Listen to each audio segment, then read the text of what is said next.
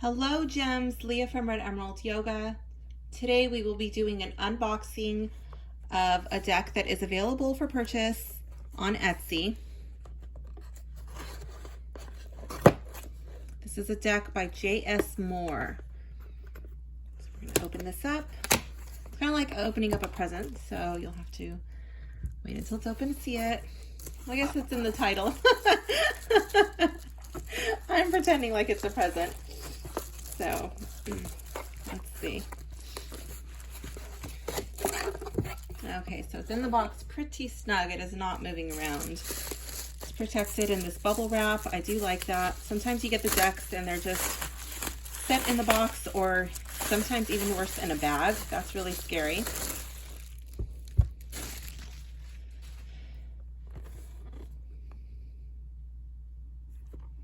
Okay, so this is the Twilight of the Gods, the Delphic Maxim by JS Moore.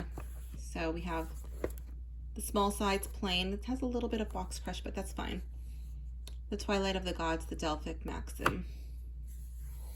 And here's the back. So it looks like we have the Labyrinth and Medusa. So that's pretty cool. I'm not an expert on Greek mythology, but I am somewhat familiar with it. Okay, so I did get this deck for free. I do have to tell you that. It is a signed deck. Because this card right here was damaged in another deck. It was the Catharsis Tarot.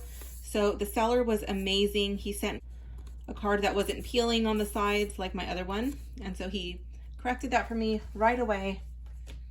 And then he also sent me out this deck. So I'm really happy. I'll probably be doing a walkthrough of the Catharsis Tarot also. I just wanted to wait to see how the seller responded to my issue and make my review from there. So I will be doing that soon. So there's my card as promised.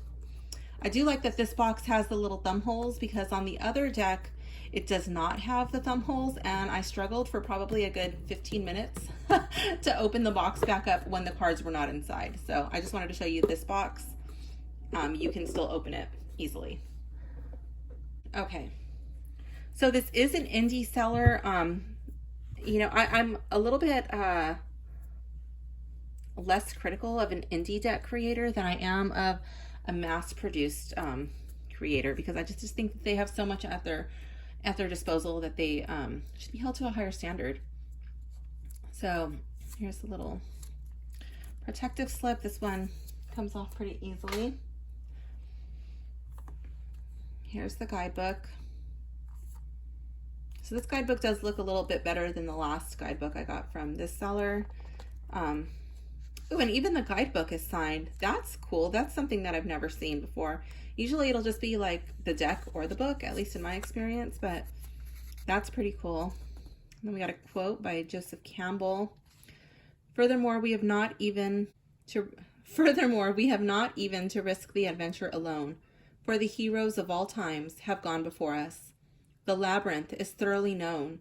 We have only to follow the thread of the hero path. And where we had thought to find an abomination, we shall find a god. Where we had thought to slay another, we shall slay ourselves. Where we had thought to travel outward, we shall come to the center of our own existence. Where we had thought to be alone, we shall be with all the world. Joseph Campbell. I love that. So we have the table of contents, starting with the Major Arcana into the minor, and then this is another deck that does elder cards. So these are kind of like oracle cards that are included. And then it goes into learning a little bit about the deck creators. Gives a little bit of his background and his inspiration. Well, let's just check out, yes, we do have a little bit more of a description, it looks like, but let's check out the minors, because the minors, yeah, the minors only had a couple of keywords in the other deck, where this one, it actually looks like a guidebook, and it gives you some good descriptions. Let's check out those elder cards. The same, we also have descriptions with the elder cards. So that's awesome. I was a little bit disappointed by the last book, but I'm not really reviewing that one. I guess I'm kind of comparing it to there. So this is an improvement. So I like that. Let's check them out. First of all, let's check out the cutting. It's got this really pretty subtle holographic, or maybe it's silver, but to me it looks holographic. Maybe it's just picking up the colors in my room. I'm not too sure. Yeah, it's like a silvery holographic, but it's not too bling bling. You don't need sunglasses to look at this. It's really nice. I like it. Okay, the cutting is pretty clean. Corners, round corners are round. It's always a good sign. Yeah, the cutting is great. Okay, let's see. Now let's go into the cards. Oh, I'm upside down. Let's turn this around. It's really interesting. It looks like the Medusa is like, oh yeah, that's totally right side up. But when you flip it the other way, it still looks totally right side up. So wait, I don't even know what I just did. Okay, so here we go. Okay, so let's check out the cards.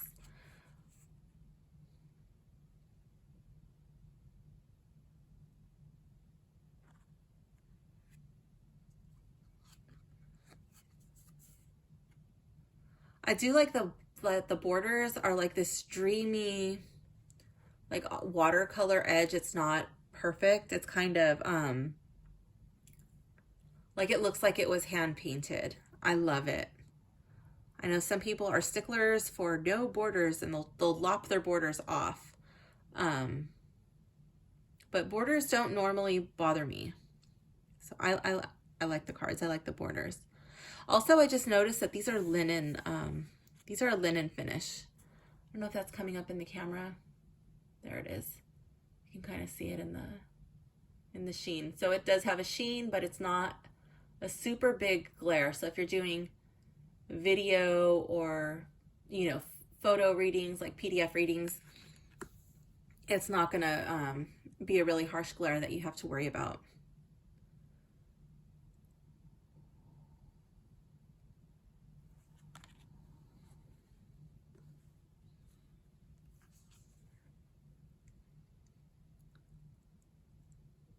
So far the colors are pretty vibrant. They're not muted or too dark.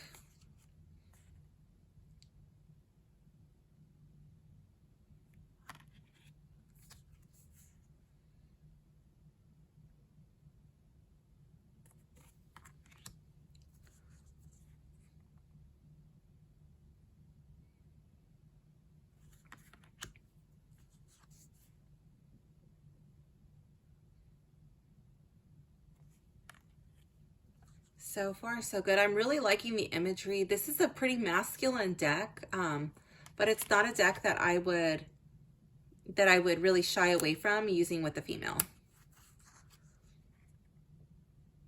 I do have to say that the majority of my decks are kind of feminine, and I've recently been wanting some masculine decks. So that's why I bought the Catharsis Tarot. That's not the only reason. I also bought it because I had helped another tarot reader deal with a difficult situation. And her and the client were pretty scared by what had happened. She had reached a state of catharsis, which is like a purging. It's a spiritual purging, and it is scary if you don't understand what's going on. So I had helped them, you know, navigate that situation, and they figured it out and realized what it was, and it was nothing to really be scared of. It was something to celebrate. And then I came across that tarot. It's like a wonderful synchronicity, and so I bought that, and I was happy that not only was it dealing with the state of catharsis, it was also a more masculine deck. It was dark. It's not a deck I would use every day. Not that I use any of my decks every day, but you know what I mean. But this deck, I can see myself using in many more situations. Not everybody is going through a state of catharsis. So I like this deck. I really love the imagery.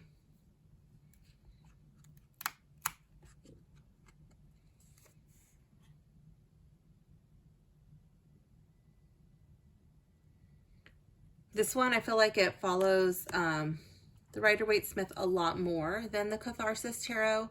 I feel like this is a deck that I would be able to read with right away. I would probably be able to read with this deck right now. I would still, before I started using it in my readings, I would still go through card by card like I always do in the book. But the other one, the Catharsis, I I would have to spend some time figuring out, you know, what is going on with that deck. But this one is a lot closer to the Rider Waite Smith. I'm really making a connection with it already. Look at that. Gorgeous.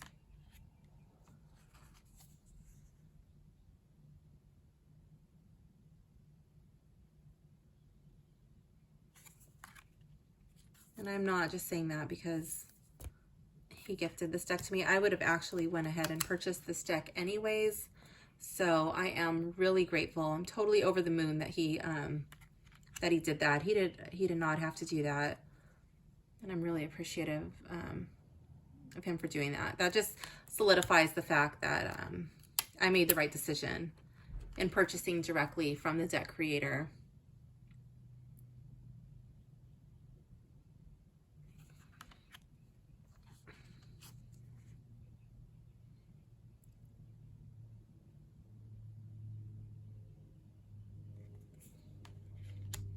Okay, so maybe it's not just Greek gods. It looks like it's, now we're branching out into the Egyptian gods.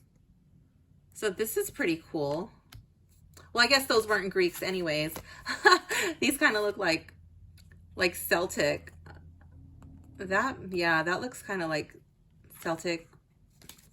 But especially over here, like this, like with that heart, that definitely is Celtic. And then here, like where the people are in the tartans, that's like Celtic or Scottish or something.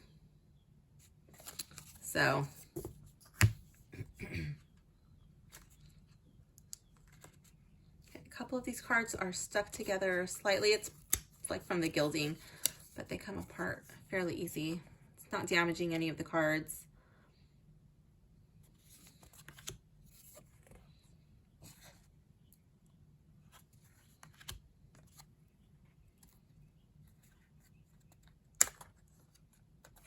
So I did notice in the other deck that I purchased from this creator, and the only reason I keep bringing it up is because some of you may have purchased his other deck and maybe comparing like, oh, well, I purchased the other deck. I don't know if I want to purchase this one. Or if you purchase the other one and you're like, yeah, I totally want to purchase it. It's not the same. The cardstock is different. I don't know if it's just me. The other one, I do have like edgeware, which the theme of the deck, to me, it kind of goes. The edgeware does not bother me. The only thing that bothered me was one card that was peeling. It was from the little band. But this one, I don't notice any edgeware on this deck. So I think it has something to do with the with it being the linen, like a different cardstock and maybe like a different laminating. I don't think the other one, it just felt different. So I think that is making a difference into the durability of cards.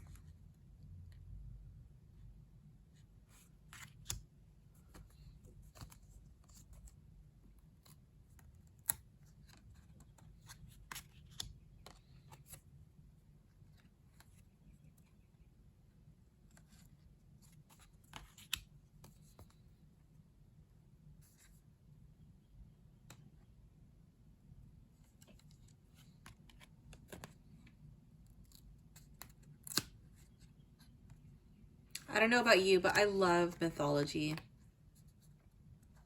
I love learning about other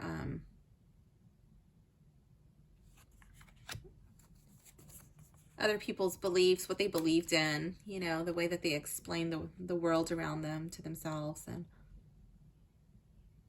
it's really interesting. And a lot of times the stories are timeless, you know. You can see yourself in these heroes. You can see yourself in their faults. You can see yourself in their bravery when faced with a similar situation that inspires us. So it looks like now we're moving into Roman.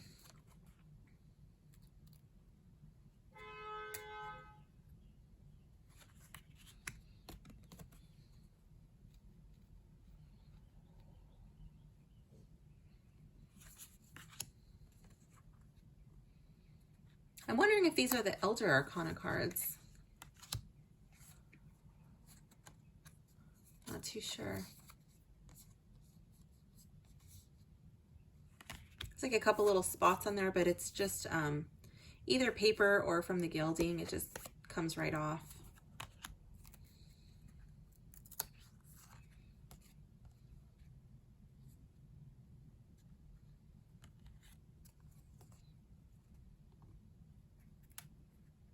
This card makes me laugh. The Trojan horse. I don't know if they still do Trojan horse viruses on the computer, but every day I laugh because these scammers, they're the same ones. I keep blocking them and they keep popping up with the same, like, I don't know what it's called, subdomain email or something like that. But every day I win a free iPhone, and I win a free a Mac laptop, and I win a free a $500 shopping spree here. It's literally the same thing every day. It's so funny. Like, yeah, that's totally a Trojan horse. You are not fooling me.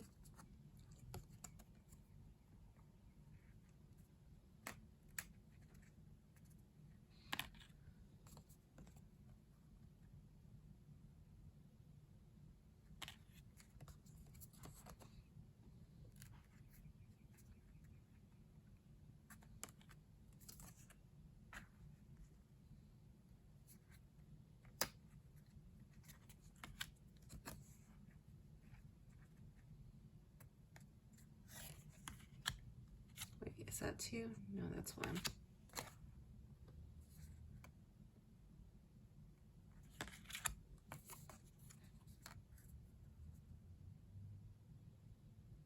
So this is a really big deck. If you keep all the cards together, if you keep the Elder Arcana in here, those are like the Oracle ones. It's a lot of cards. I think it's like 90 something or 100 something. We'll check it out in a bit. This is a big deck.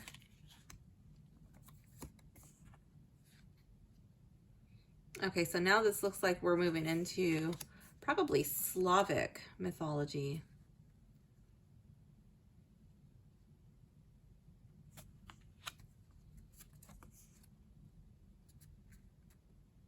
That's something I really don't know too much about.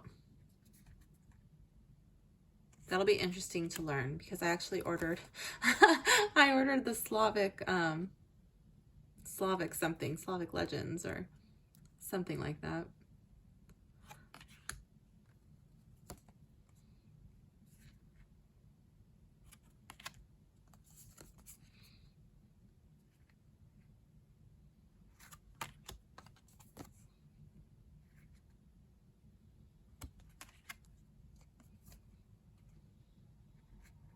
You know what else I'm noticing is that all of these cards seem to be in the vertical position. The last deck I ordered from this creator, the Catharsis Tarot, there were some horizontal, like landscape oriented cards, which was really interesting.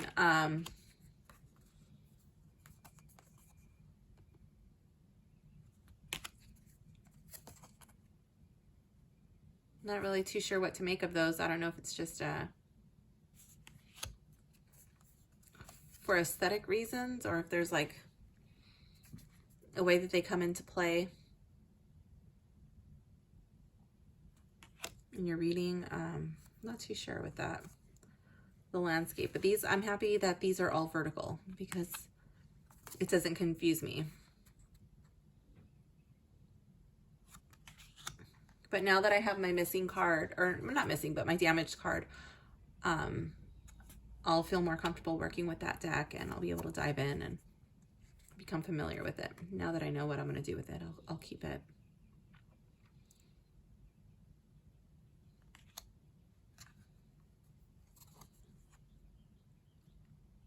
Okay, so I'm thinking that these are renamed. I'm thinking that these are renamed Major Arcana. I'm thinking that's like the world, earth. I'm thinking that's justice, the sun. I think that's the moon, the star, the tower, the accuser.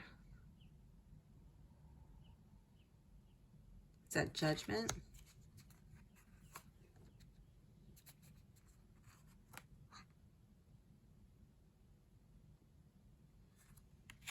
Temperance, I think. Moderation. The Reaper, death. The Martyr, the Hanged Man. Oh, I love it. Okay. I'm really glad that, I think that's, is it one eye? Let me see. I'm trying to zoom backwards in on my phone. Yeah, I think that's Odin. And that's where he gets the secrets of the runes. Oh, yes. I ordered another deck, and I'm wondering if they put Odin as the Hanged Man. Not too sure. But I'm really happy that that's in there with him as the Hanged Man, the Martyr. Here we have balance.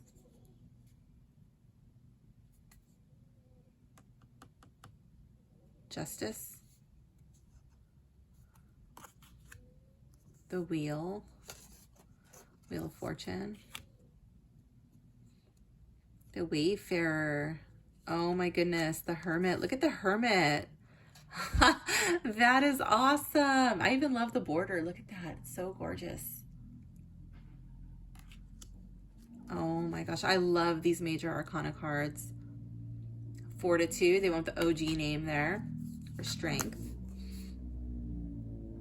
The Driver. His hair looks a little bit funny to me. It looks a little bit like a toupee. But, oh no, it's just a headband. Okay, he's got some like 80s hair there, like maximum poofage. My son would love that. It's the Chariot. The Paramours, the Lovers. Wow. The Shaman. Yes, for the Hierophant. I love it.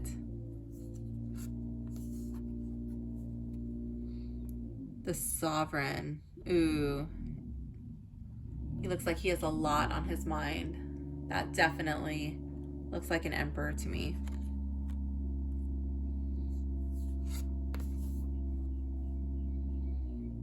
Her Majesty. Look at that Empress. Isn't she beautiful? I'm glad I went this way. The Hestial Virgin for the High Priestess. Oh my goodness. And it's Medusa. Wow.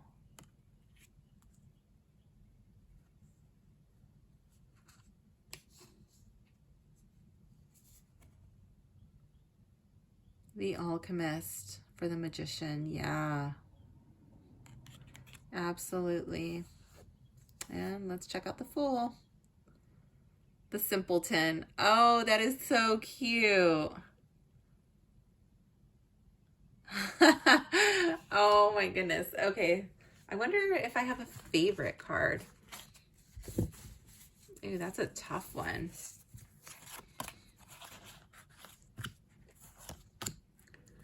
I really like this one, Her Majesty.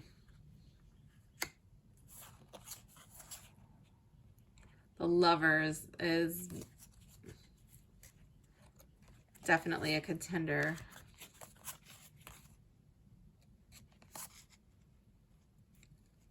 The Wayfarer.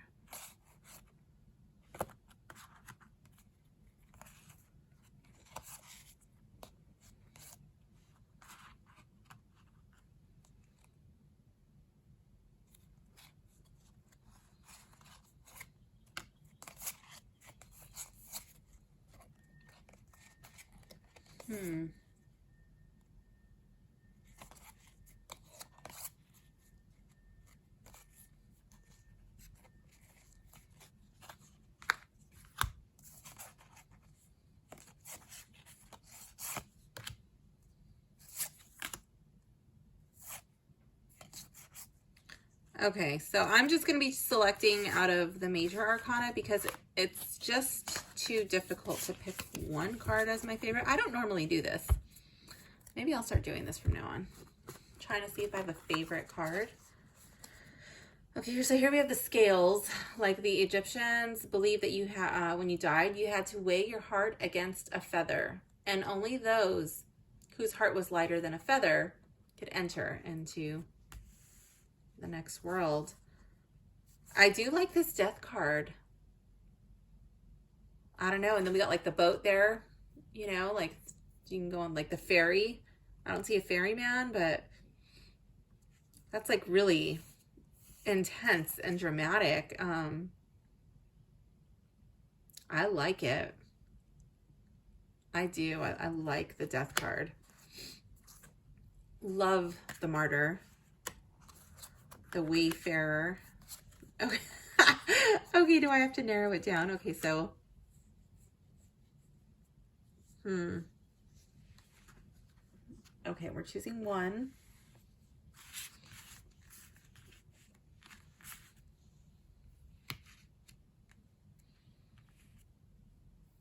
I think based on looks alone. Okay, if I had to choose between these two, like the scarier cards,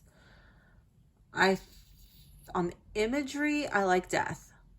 On the story, I like the Egyptian, weighing the heart against the feather. If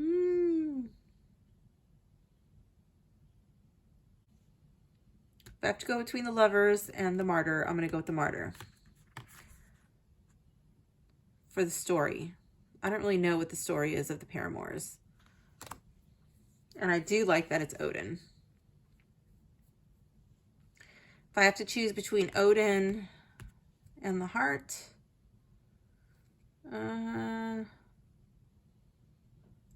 I'll probably go with Odin. Okay, now if I have to choose between the Wayfarer and Her Majesty,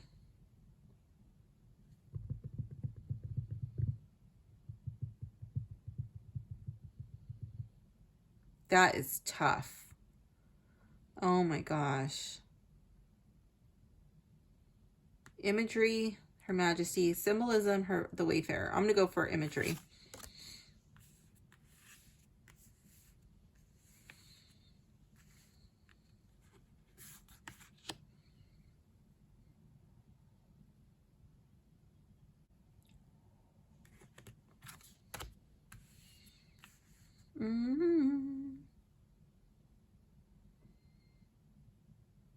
So I'm going to go with the Reaper for my favorite card in this deck because I think in other decks, the Empress is often portrayed as beautiful. You can find a lot of beautiful Empresses. You don't find as many intriguing death cards, in my opinion. You don't find as many death cards that make you stop and say, wow, that is a pretty cool death card. So I think my favorite card in this deck is actually the death card. So let's read the meaning for this death card. 13, the Reaper. So it says, sudden and complete change, discovery leading to change in life direction, new goals. I don't know what Maxim 141 means. Let me see what these Maxim numbers mean. We've chosen what we believe are the appropriate maxims for each of the major and minor arcana, but there are a lot more maxims than there are cards in a tarot deck. For a complete list of all 147, please visit the hallowed halls of Wikipedia and search under Delphic Maxims. Okay, he believes that the tarot and the Delphic Maxims are one and the same. Interesting. The Maxims are edicts that remind us of what makes us human and provides us with a roadmap to our better selves. That is cool. Oh my goodness. So this is going to be like a little, what is it called? Those little treasure hunts that you go on as when you're a kid. I don't know. Scavenger hunt. It's like a scavenger hunt. You gotta go on a scavenger hunt for your Maxims. Okay, so 13 is the Maxim 141. Do as well as your mortal status permits. That is a good lesson to learn. When the dignitary death makes an entrance, arriving often unannounced and with an utter disregard for human emotion, this indicates an inevitable departure. Kings, queens, princes, paupers, priests, and even children cannot elude death when it is time for them to go.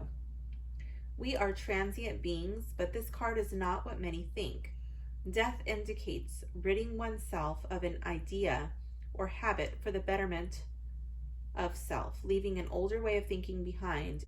It can signal the conclusion of a relationship or starting anew. Okay, so pretty standard death meaning, but I do like the Maxim. That's pretty cool.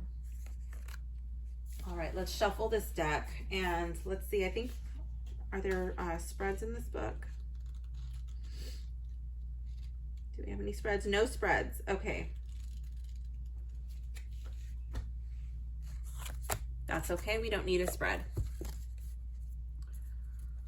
So I'm going to split this in two because I just want to be a little gentle with it.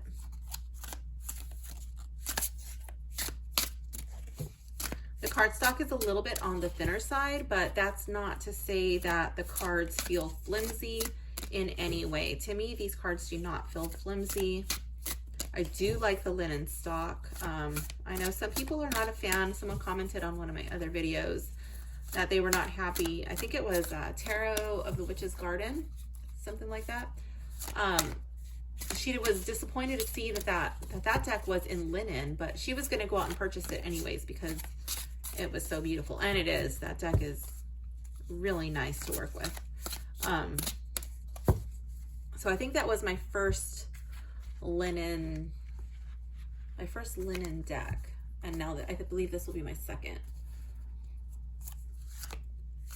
Or maybe my third.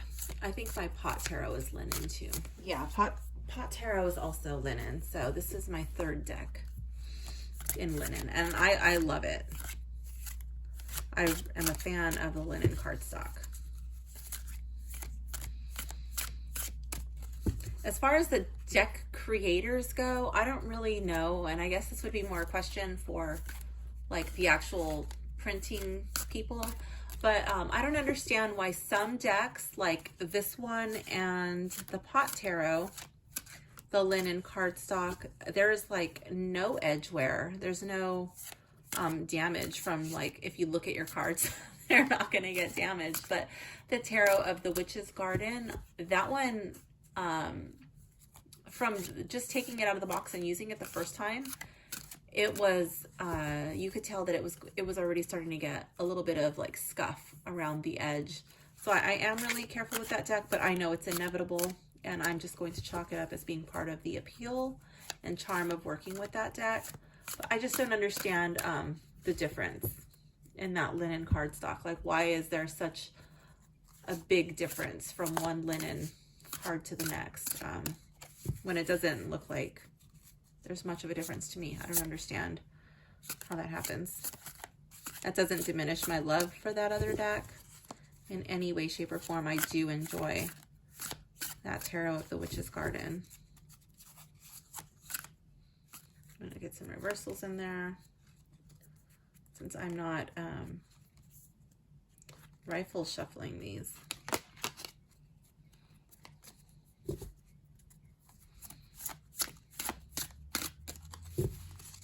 I'll probably end up cutting this out. I'm over here just like rambling and shuffling, but I do want these to be shuffled before I ask the deck a couple of questions. Some questions to get to know the deck. I guess I'll make some reversals here now.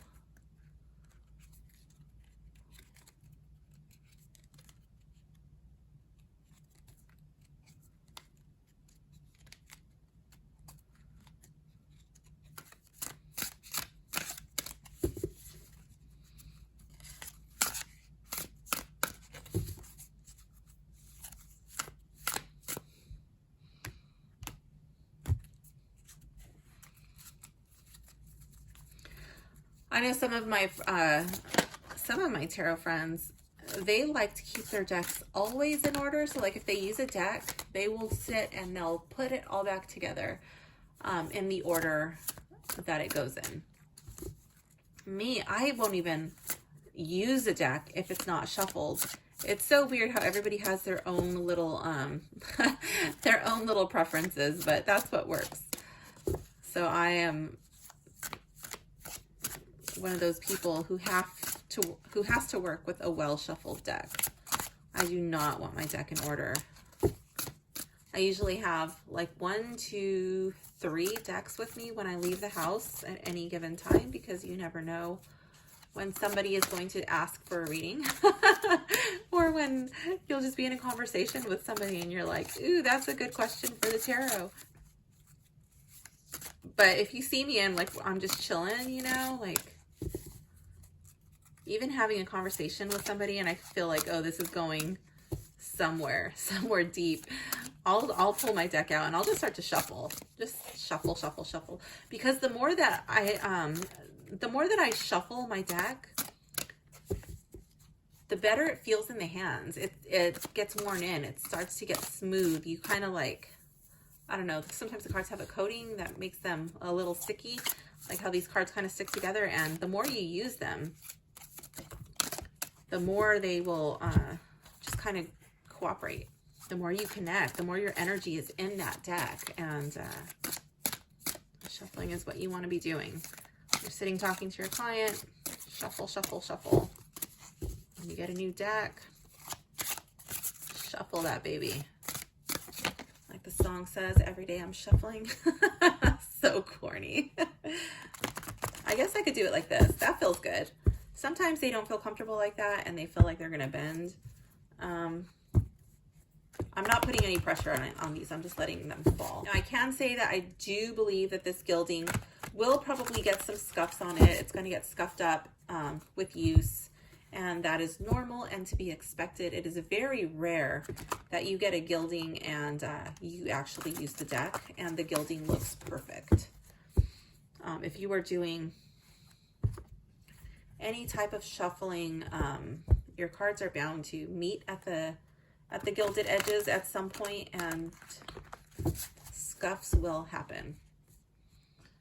Sometimes the gilding gets rubbed off. Oh, speaking of gilding, let's check the hands. Sometimes it rubs off on your hands and there's nothing on my hands. I've been handling these cards and nothing is rubbing off. So that's always a good sign. The really cheaply made decks, the kind of crappy ones, where you could, like, it's I don't know, they'll rub off, and the better ones will not. So I am happy that I'm not going to be getting glitter on everything that I touch after these cards. Plus, like, you don't want that like shiny stuff all over the backs and the faces of your cards. It'll just start to look weird. Let me just show you. This is like a thinner cardstock, but it does have flexibility, and if you are brave enough to shuffle this deck with a rifle shuffle, then I'm sure that would feel really good in your hands. It doesn't feel like it would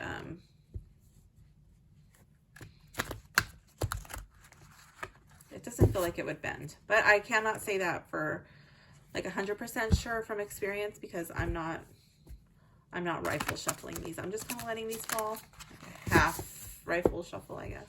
Okay, let's see. What kind of deck are you?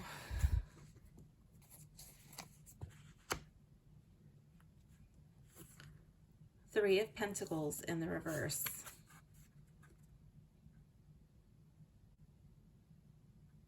So to me, that would be a deck.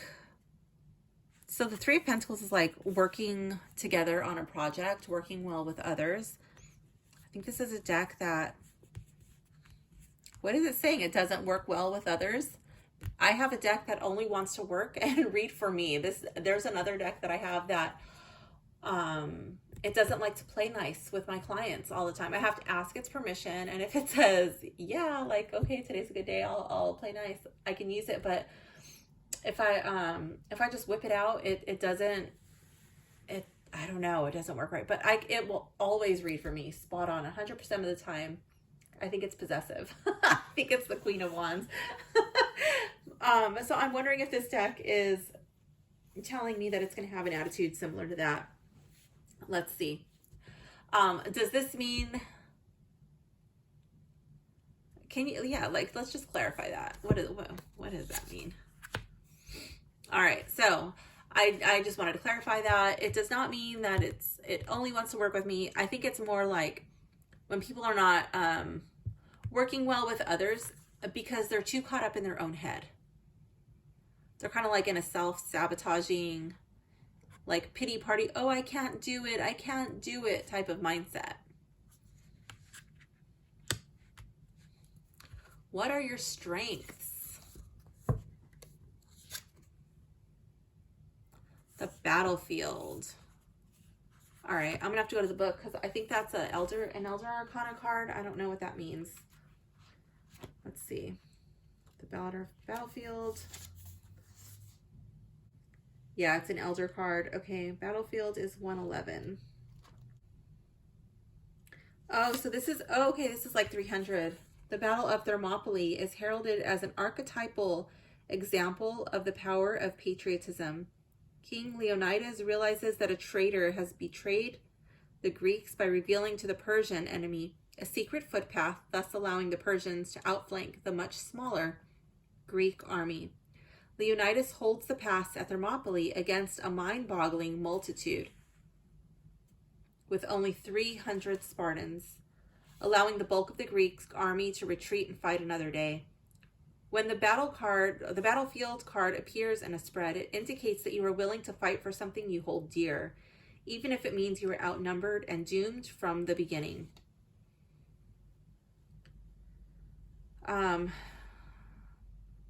What do you stand for? On what hill are you willing to die? Wow. Remember, you have the courage. Remember to have the courage of your convictions, and that a strong will precedes great actions. I love it.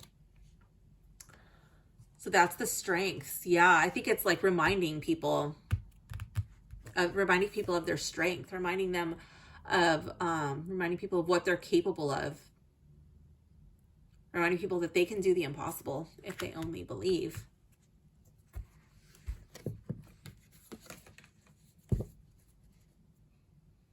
What are your weaknesses?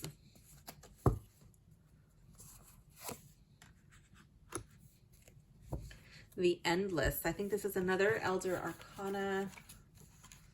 Let's see, the Endless. I am so happy that this guidebook is signed. Oh, that's the last card, 114.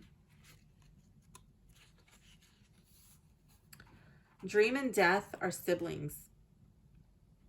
Anthropomorphic embodiments of their eponymous forces. Dream is the protagonist in Neil Gaiman's Sandman series, a moody introvert who can sometimes be ruthless and cavalier in his dealings with humans. Death, his older sister, is his emotional counterpoint, providing compassion and empathy when necessary. The two are part of a larger family which includes destiny, despair, destruction, desire, and delirium, formerly delight, and these characters are known as the Endless. When the Endless card appears in a spread, it signals a need for balance. For every dream manifested, another must die to make room for it. What are you ready to let go of? What are you ready to create? So I'm wondering if the weakness in this deck is letting go. Surrendering, maybe? card is not a card to encourage you to surrender.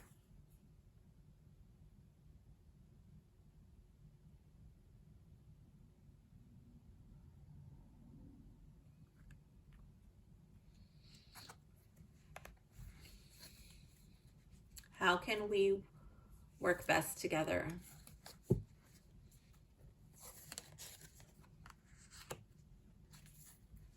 Eight of Wands. Oh, I'm thinking that's diving in and just doing it, taking the time to connect with it, taking action. Let's see, Eight of Swords. Wands. I always do that. Oh, I don't know what that says. Look at that. I don't know how to read that letter. Hermadur, I don't know, or Hermod, is Odin's son and a messenger of the gods. In one of his more memorable adventures, Hermod rode Odin's eight-legged steed, Sleipnir, down to Hel to beg for the god Baldur's return to Asgard after Baldur had been ignobly slain by an accidentally hurled spear.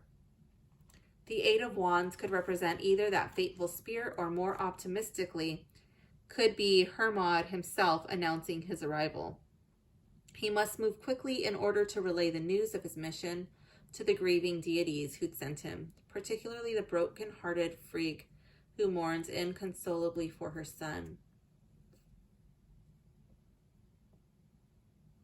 So this would be like just moving swiftly, taking quick action without any hesitation.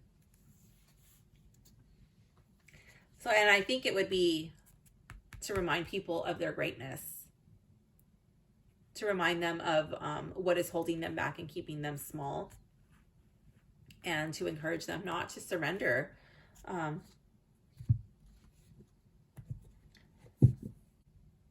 What do you think of me? Queen of Wands. Okay. Queen of Wands. I'm thinking that is creative, a little fiery, in touch with my shadow side. I'm not afraid to put myself out there. Let's go to the book. Frigga. I'm wondering if that's Freya. Frigga. I'm not too sure. Or sometimes Frigg is Odin Allfather's wife. She rules by his side in Asgard and is second only to Freya. Okay, so it is Frigga.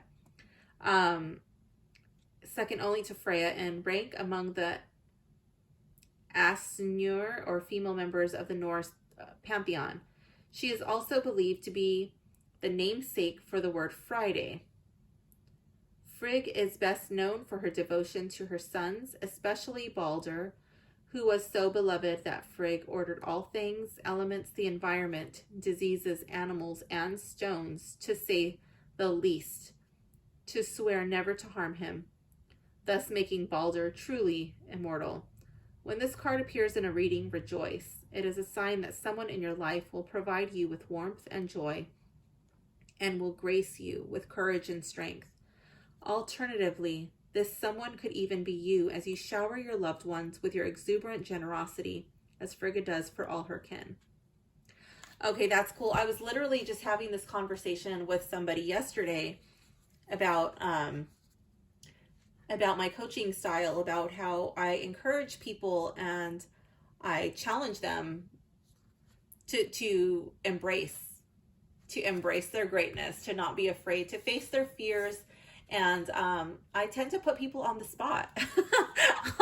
I'll put them in uncomfortable situations, but it's always out of love, and it's always with a smile and and a laugh, me and not smiling and nodding and encouraging them on, but challenging them like, hey, you can do this. And I will be right here with you, encouraging you along the whole journey, every step of the way, pulling people out of this place. And so, yeah, I can totally see this. And I think the deck sees that too. I can feel my energy. I love it. Very cool. What type of clients would be your ideal clients to read for? Let's see. King of Swords in the reverse.